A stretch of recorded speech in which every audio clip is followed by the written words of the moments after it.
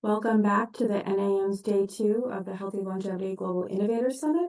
We are starting our second awardee panel, addressing social isolation and healthy longevity. We are especially pleased to have moderating Dr. Thomas Cujo, Associate Professor of Geriatric Medicine and Gerontology at the Johns Hopkins School of Medicine.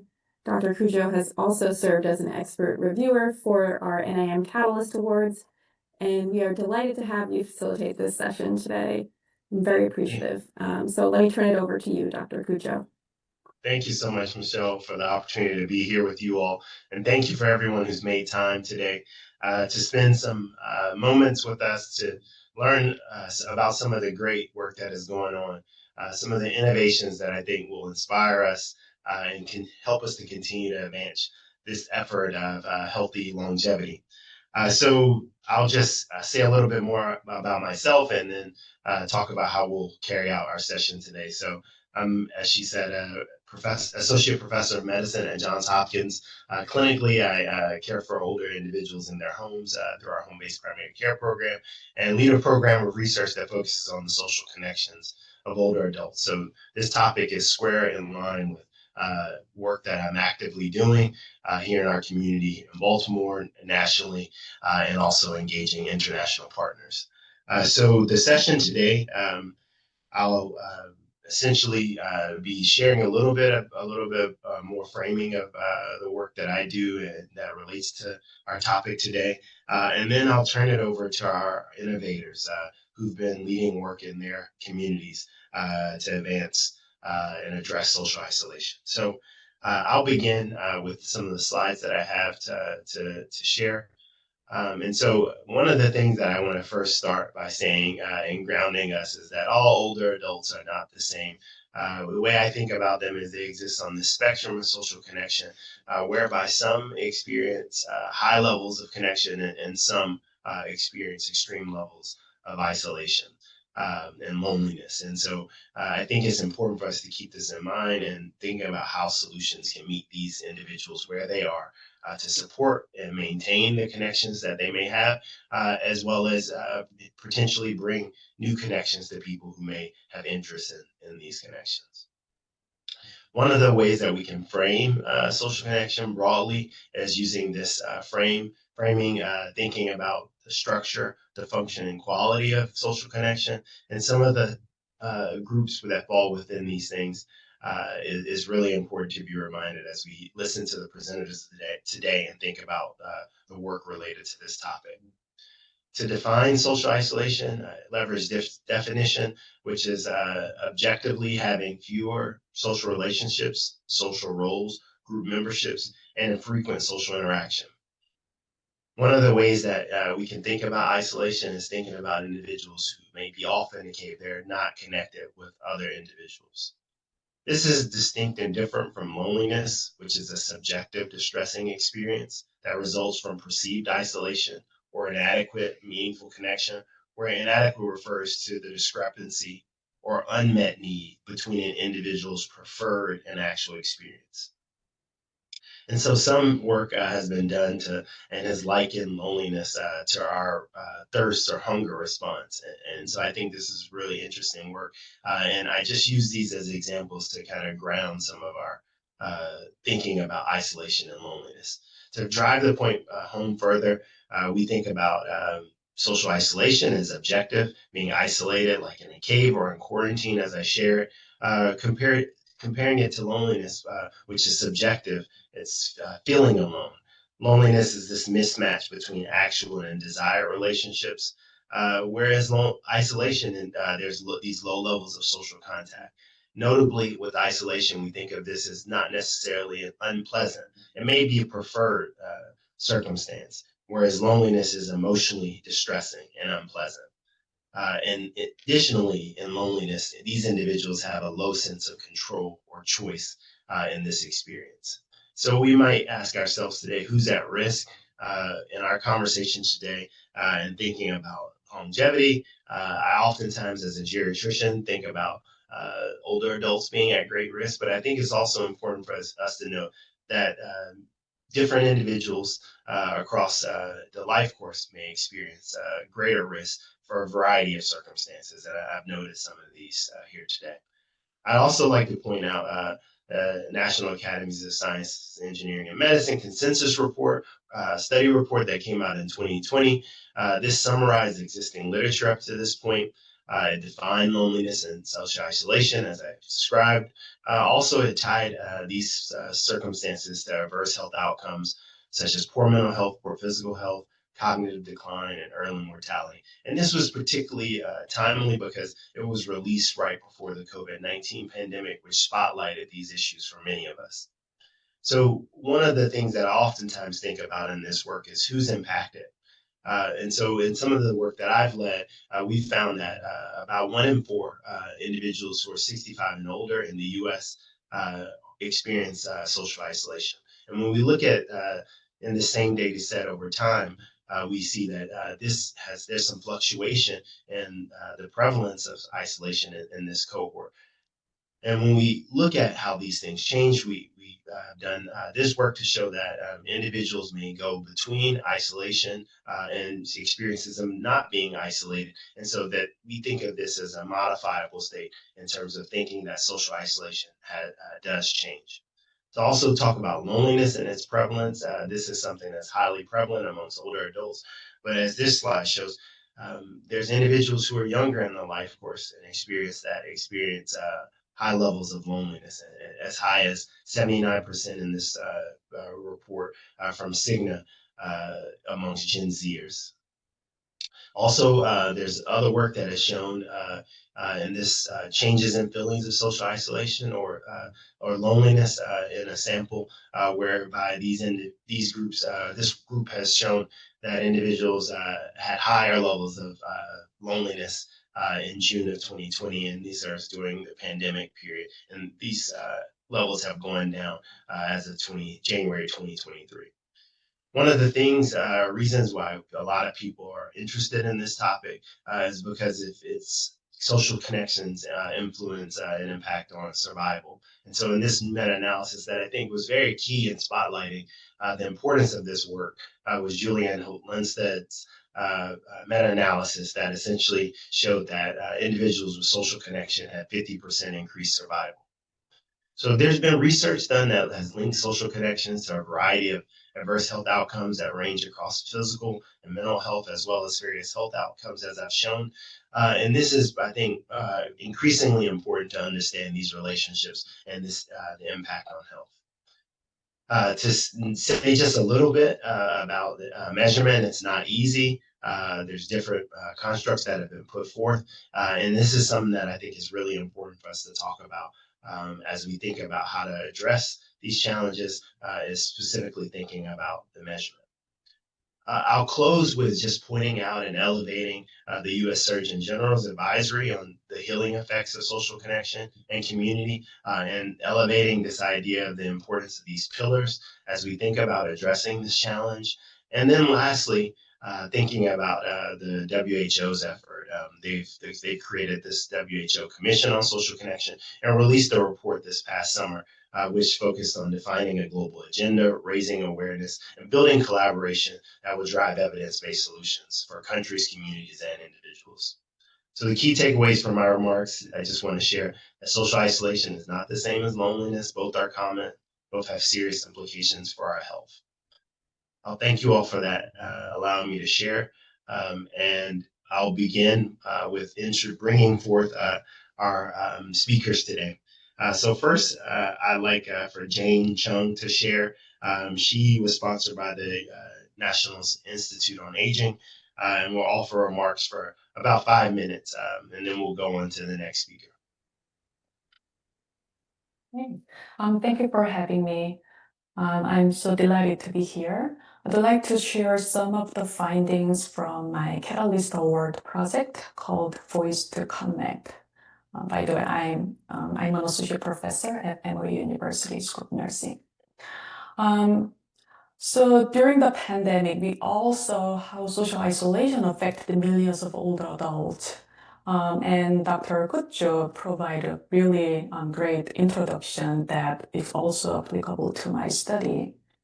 And we know that the social isolation didn't affect everyone the same way.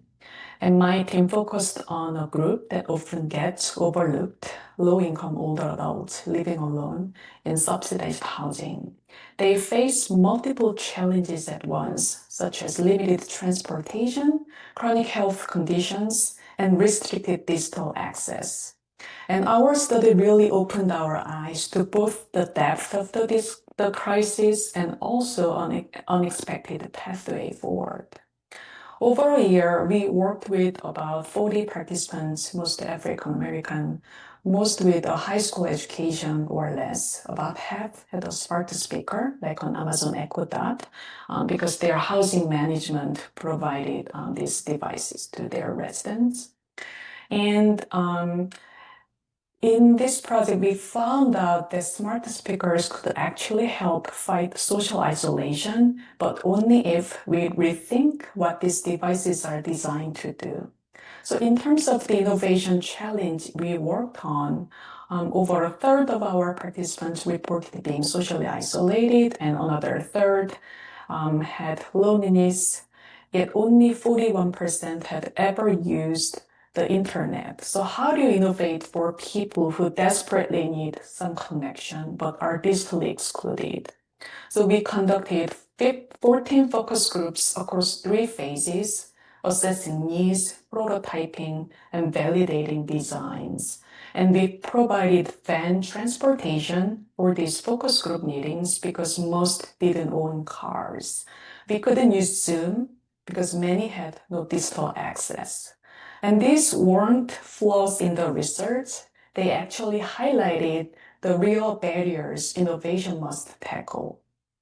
So using some brainstorming methods, participants themselves generated 153 ideas of how to use this technology for social isolation and loneliness.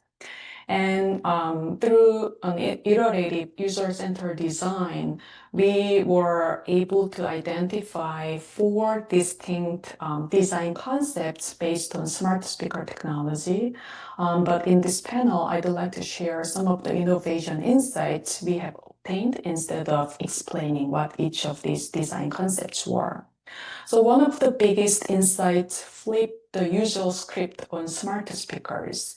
Many think about connection as video calls, music sharing, or entertainment when you are thinking about utilizing digital technology for social connections. But our participants said, that's all fine, but what if I fall? What if I have an emergency? So living alone with limited support and chronic conditions meant safety was their first concern. So some participants even said that they thought their smart speaker could help in emergencies, only to find out it couldn't. That frustration drove our first design insight, like smart speakers need check-in functions. Imagine being able to have peer-to-peer wellness checks, quick drop-ins with housing staff, or simple reminder systems that nudge neighbors to connect. So this first insight is simple. So innovation for vulnerable populations must prioritize their needs. In this population, safety needs first. It won't matter how many fancy social features it has. And the second insight was about what connection really means. Most tech interventions try to link you to family or friends, but what if you don't have a big social network? What if you're living alone with limited social capital? Our participants wanted something different. They wanted community building features. They asked for smart speakers that could announce housing events, help organize group walks or grocery trips because they don't have cars, and connect peer residents with shared interests and make resources easier to find. They even imagined virtual common spaces for group chats or activities. This wasn't about easing loneliness one person at a time. It was about building a sense of belonging or community together. The innovation here is not just technological, I think it's architectural. So we need to move from me and my device to us and our community platform in this situation or setting. The third insight got to the tricky question of AI companionship. So participants saw real value in having Alexa or a virtual agent on the smart speaker offer small affirmations, things like good morning, you're worth continuing. Those tiny interactions mattered when human contact was scarce, but they also made it clear they didn't want to rely too much on AI. So one even said it was dumbing up the human race. So the message was clear. AI companionship works only if it's transparent and under the user's control. And they wanted do not disturb mods or personalization for conversation style and timing, natural sounding dialogue, and so forth. So I'd like to conclude my brief talk here. And here's the takeaway for all of you. So solving social isolation means rethinking our assumptions. If you design technology for affluent, digitally connected users, it won't work for vulnerable populations, even if you give it away for free. But when you co-create, when you prioritize safety, community, and user autonomy, you can build technology that truly supports healthy longevity. Thank you so much. Thank you so much, Jane, for sharing this important work that you did with the communities that you partner with for your Voice to Connect work. So we'll move on to our next speaker. We'll welcome Alexander Novohotko. His sponsor was the National Academy of Medicine. Welcome. Hello, my name is Alexander Novohotko, and today I am presenting a system for improving quality of life and mobility in kidney and liver failure.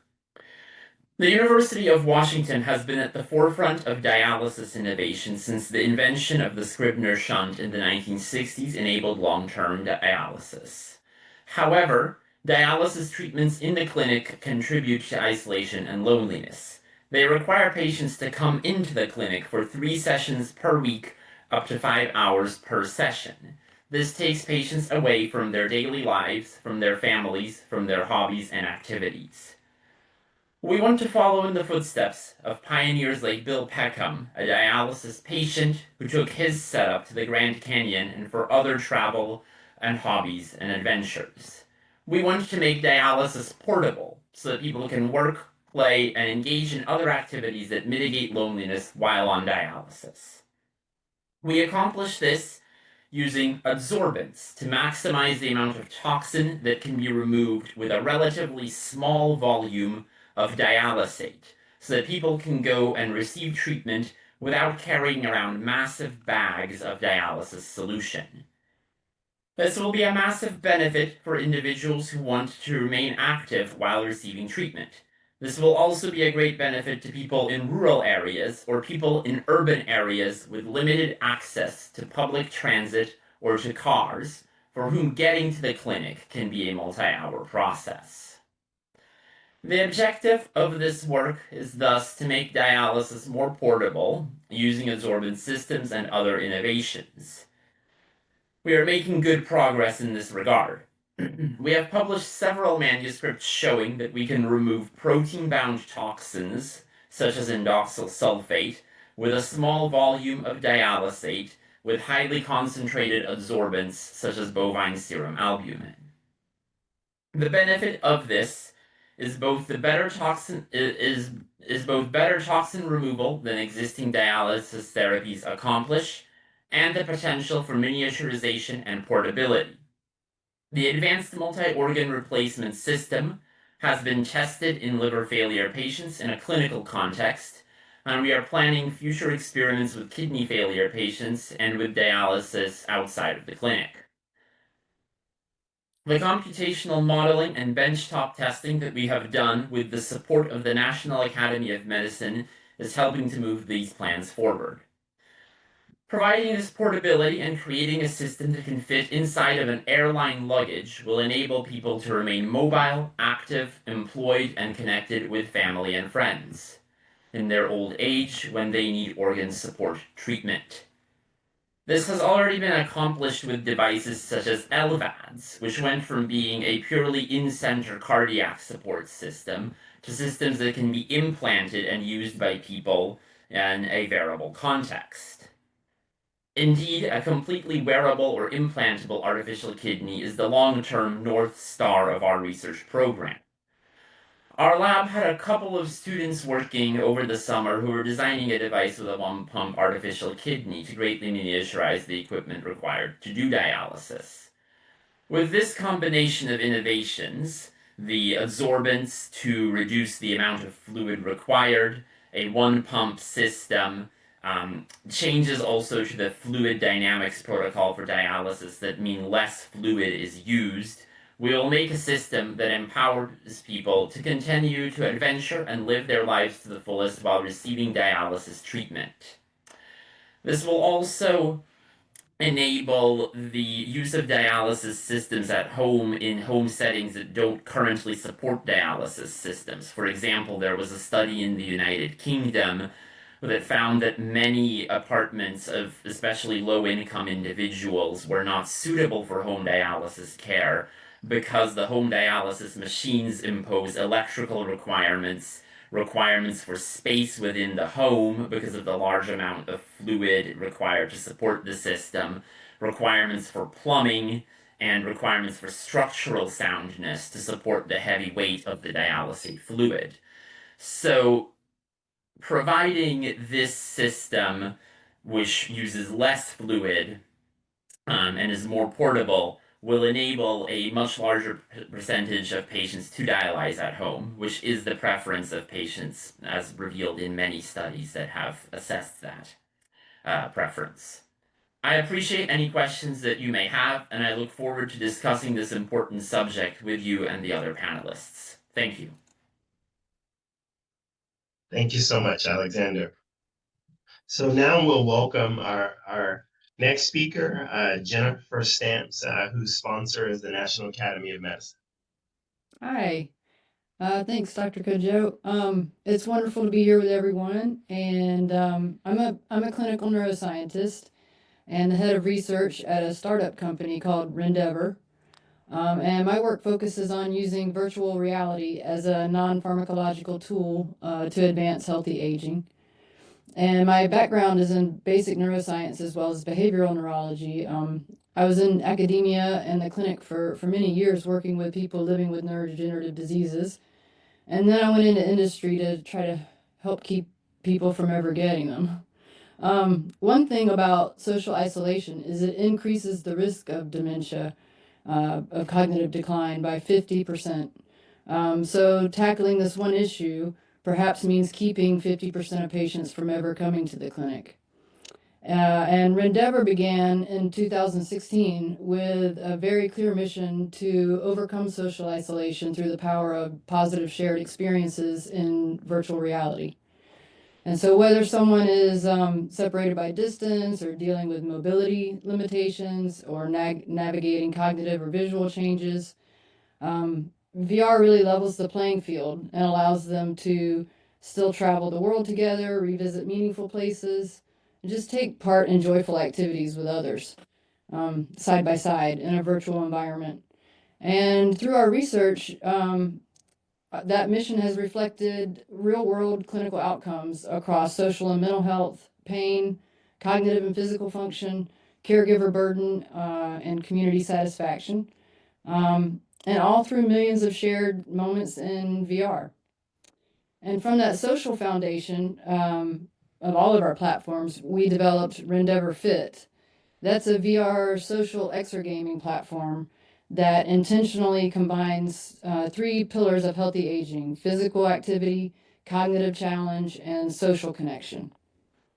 And the National Academies have highlighted physical activity and cognitive training as promising behavioral levers to delay decline, but most people just don't like exercising.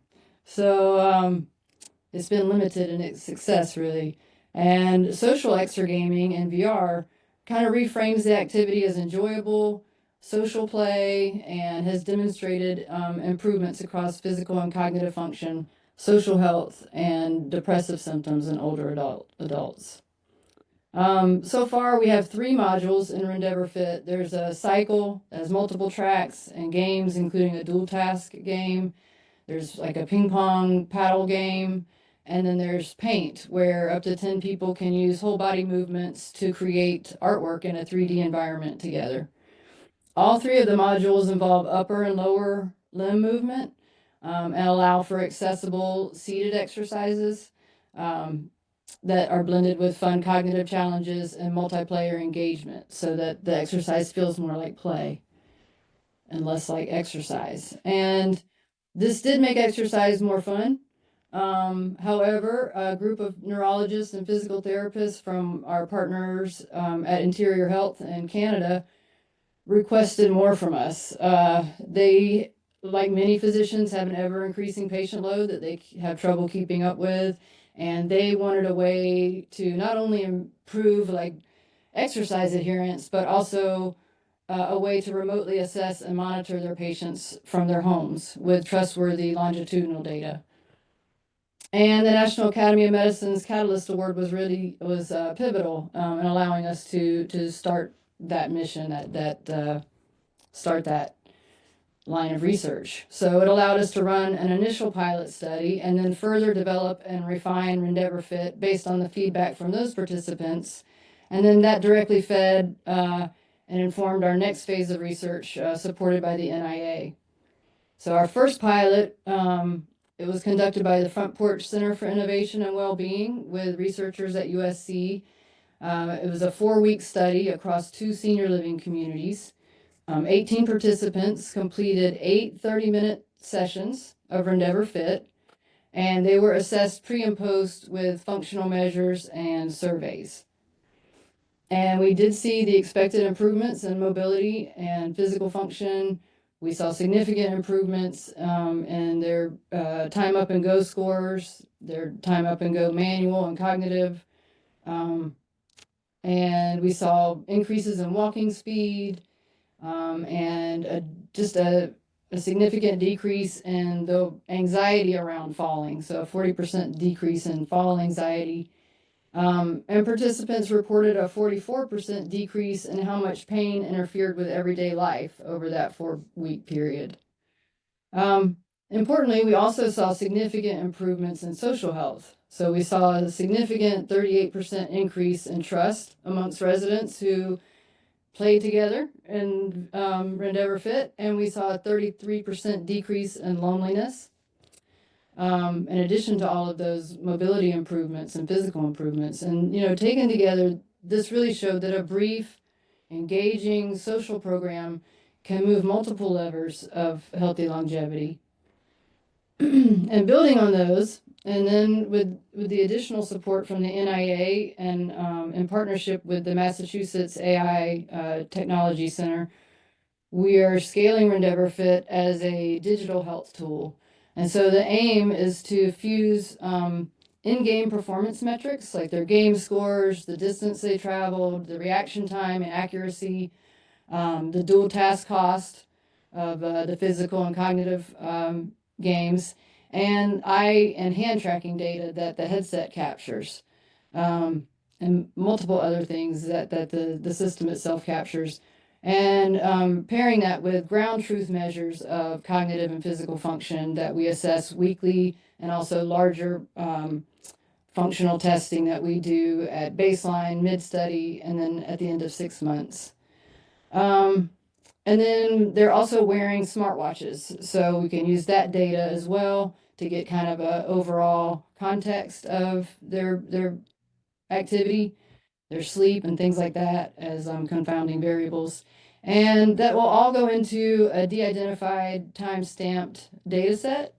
And we'll use this data set to develop ML algorithms that turn the Rendeavor Fit usage data into meaningful digital biomarkers for remote assessment and monitoring of cognitive and physical function of the exergamer by their chosen care team. So whoever they decide to share that information with.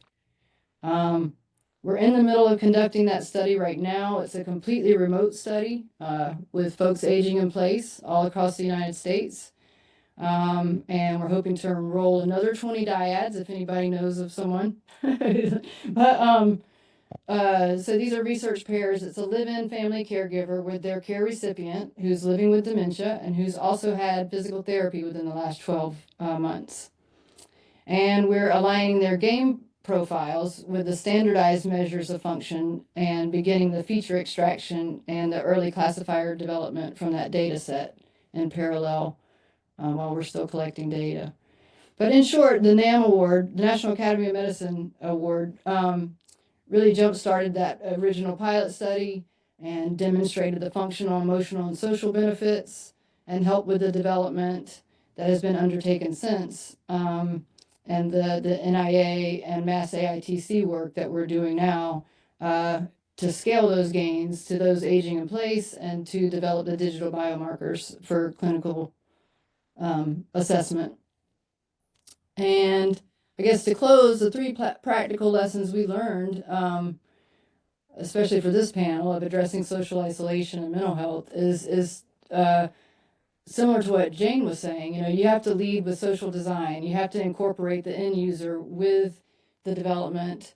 You have to make that user interface almost invisible for an older adult.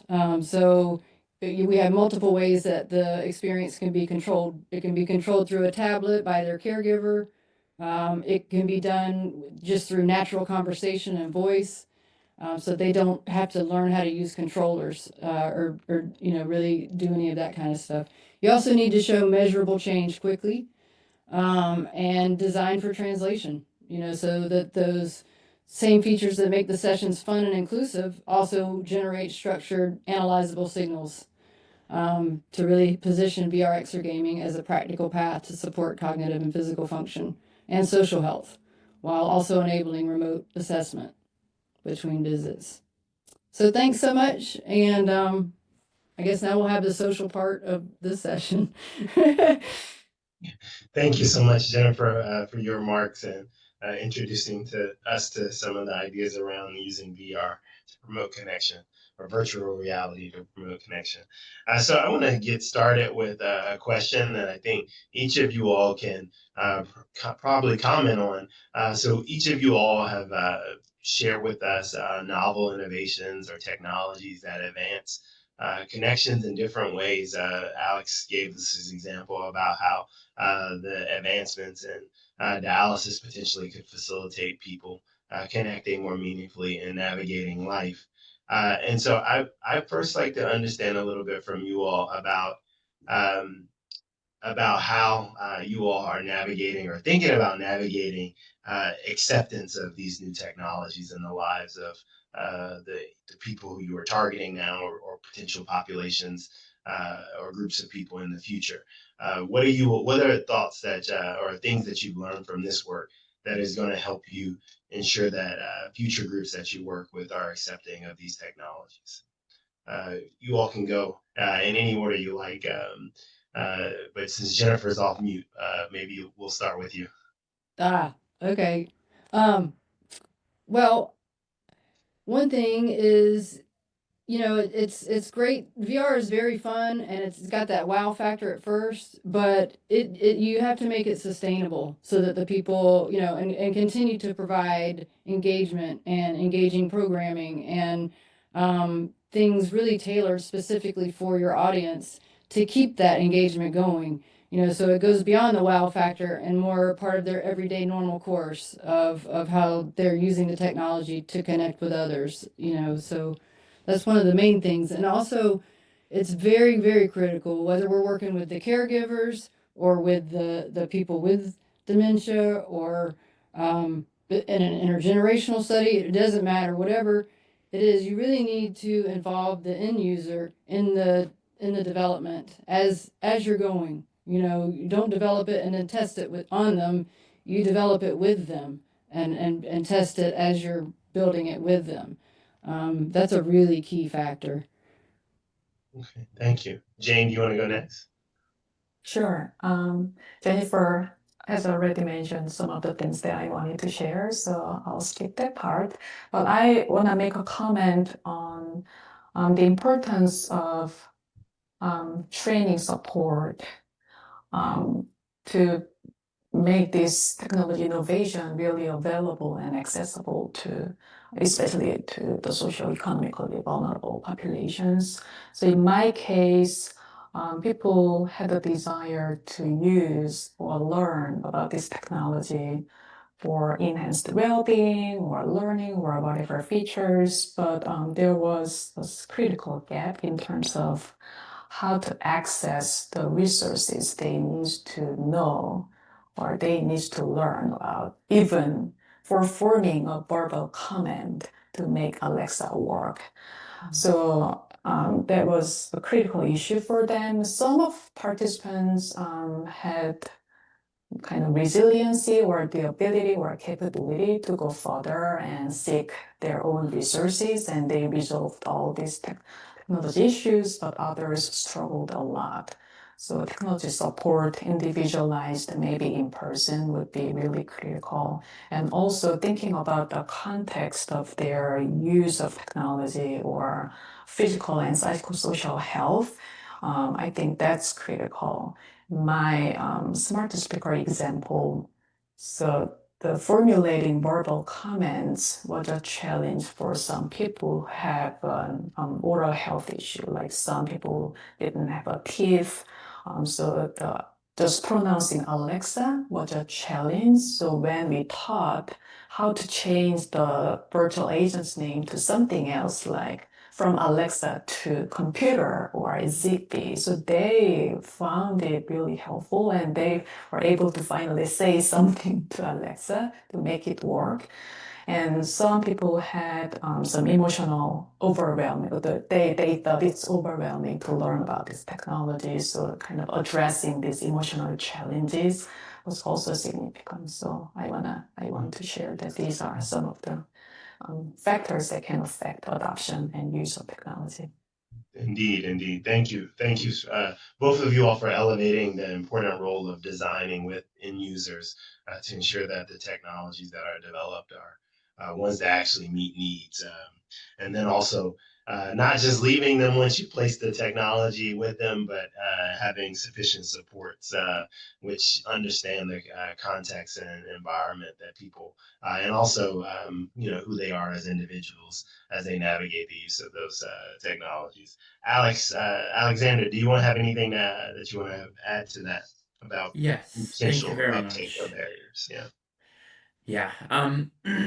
First, I want to go off of what Dr. Chung had said about the importance of educational programming. So, with regards to dialysis, a little bit of context. We are not the first people to try to make home dialysis. There are home dialysis systems currently in use. They are either peritoneal dialysis or certain machines like Next Stage that do hemodialysis at home. There are a couple of limitations associated with these systems. As I mentioned in my talk, the amount of fluid that they require often creates physical barriers, and their water and power requirements create physical barriers to use by certain patients.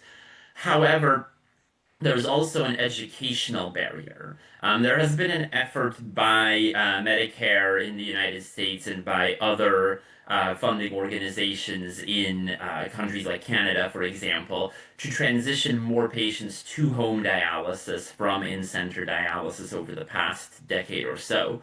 And what often happens is that more educated patients who feel more confident in operating their own machines will make the transition themselves, while people who feel less confident, who feel that they need more support, will remain in center with all of the long commute times, long session times away from family, work, or other things, and everything else that that entails. So there's become an imperative to provide education to dialysis patients, and patient engagement is a critical portion of that. The University of Washington's model has been to include dialysis patients in our various dialysis innovation organizations at the top level. I mentioned Bill Peckham before because he was the chair of the board of trustees of the Northwest Kidney Centers and a dialysis patient for 28 years. So our uh, organization, our university, has been fortunate enough to have patients involved in positions of leadership for multiple decades and bringing those perspectives in as we innovate in this space. Thank you. Can I ask you a follow up, Alexander? And it's potentially it's about dialysis and at its intersection with social connection.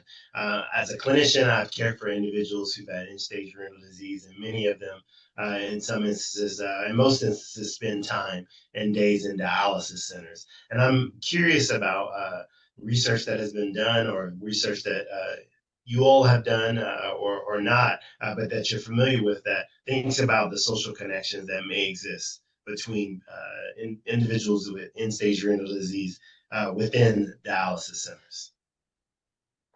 Yeah. I I can't speak very specifically to that. I know that there have been studies done in New Zealand did a large series of studies on patient preferences and patient choice around dialysis that show that patients generally prefer to dialyze at home or dialyze within their existing communities. I know that in some circumstances, patients can form communities and connections in dialysis centers, and I think those are important. I've also observed clinical dialysis, and at least when I was observing it, it was one patient in a dialysis room with some staff coming in and out. So I think it depends on how the clinical setup is created and what tools exist. Maybe again some of what Dr. Chung mentioned of like having smart speaker integration to allow patients to better communicate with one another while they're receiving dialysis in that clinical setting could be beneficial to those sorts of patient communities that form around the dialysis center. Definitely, and the design of them as well in terms of thinking about how things are set up and how that influences whether people connect or not. We did get a question from the live stream audience that I'd like to elevate with you all, and the question is coming from a Rosa from Chile. She asks, "What are the keys to advancing the relationship between isolation and the use of new media for older adults?" And then a follow up to that, how can we move forward in addressing the existing gaps that cause inequity? So I'll repeat it again so you all can hear and think further. What are the keys to advancing the relationship between isolation and the use of new media for older adults? And how can we move forward in addressing the existing gaps that cause inequality?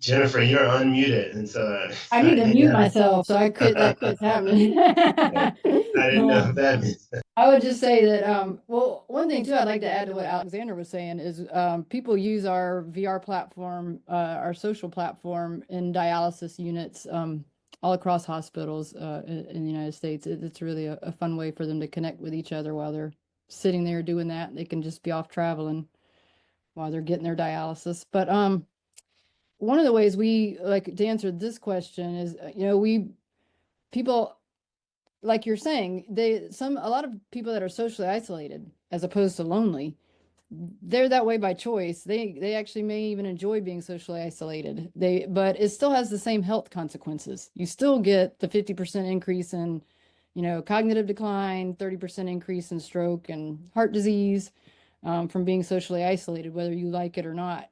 And one way we found a successful way to bring technology to them to help them connect is through home health providers. And like Jane was saying, about 40% of your folks aging in place don't have internet. So you need to build in a hotspot into your technology so it's ready to go. They don't need to worry about connecting it to an internet or anything like that. And also having an AI companion built into the technology that's been trained to speak with people with dementia or older adults, and that can take their time or can, speak their language, can adapt to sound more like them or, those types of things, and to then connect them to other older adults. So we have a what's called the Thrive program, where we connect older adults aging in place with groups of older adults at nearby senior living communities that participate in group VR activities together. And the older adults at home can very easily connect with that group of older adults at the senior living community and do fun stuff together and make friends. And they may need to transition to that senior living community. And in this way, they've already made friends and they've already met people and done fun things with them. And it's not as traumatic or as disorienting when they do need to transition into, a care facility. So those are some ways, Okay. Okay. Yeah.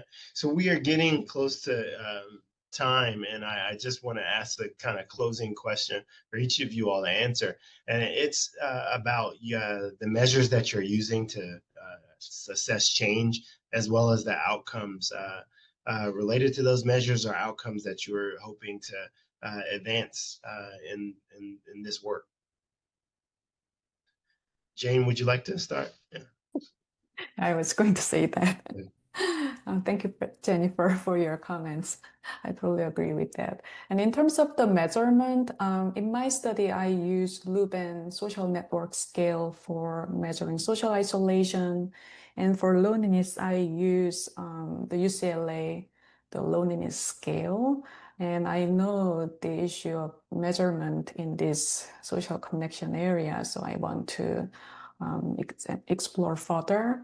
And in terms of the outcomes or process or mechanistic measures, I look at older adults' technology confidence and competence, or anxiety about technology. So their emotional or psychological aspects, because even though they have the capacity or capability to use or learn technology, sometimes the confidence is an issue, or they still have a fear of trying new things in their life.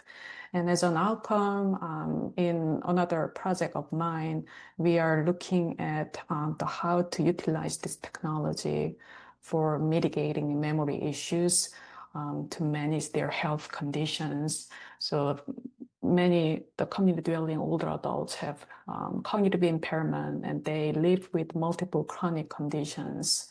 And remembering the things to do in their daily lives is really a big concern. So as an outcome of this intervention program, we measure their self-efficacy to manage their chronic conditions, as well as the behavior change in terms of device use and the engagement in more healthier behaviors. We also use this Leuven social network score and the UCLA loneliness scale. Although I do, instead of the 3 category scale that provides, I use a 100-point scale with ratio properties, so you can kind of more easily measure change over time with the UCLA loneliness scale. But and then for mental health, we use things like the PHQ-9 and GAD-7. And also we were working with they're called the DIME Society, the Digital Medicine Society. I don't know if any of you've heard of them. They're a great organization. They put together an initiative to try to come up with better, more objective measures of social and mental health through sensor technology, and through the technologies we're using to as an intervention to also measure social and mental health in more objective ways. And so, for instance, like our usage data in our platform does emotional coding through our AI agent, and through voice, things like that. So you can also look at more objective measures of social and mental health. Great. Alex, I know the work is somewhat different, but I'm curious in terms of some of the measures you all are thinking about or outcomes in the specific work. that you all are leading? Absolutely. There are standard survey scales used for dialysis patients to determine their well-being and loneliness. Like I said, there's work out of New Zealand. A discrete choice study for patient preferences for dialysis modalities is one reference. There's others where those sorts of scales have been implemented. There's also technical metrics. Can a system be used by a given patient in a given context? We've had the conversation around health equity, and a lot of that in this context depends on where they're living, how large the living space is, what sort of electrical, water, and other access they have, and expanding the population of patients who could use a system to begin with is part of it. Then, like I said, assessing their well-being, their confidence in using the system, and outcome measures, the sorts that Medicare often will look at with these programs, like their ability to retain work or to perform caregiving duties for maybe other older family members, because a lot of the times it's older adults caring for other older adults in their home, are some of the metrics that we look at in these contexts. Thank you.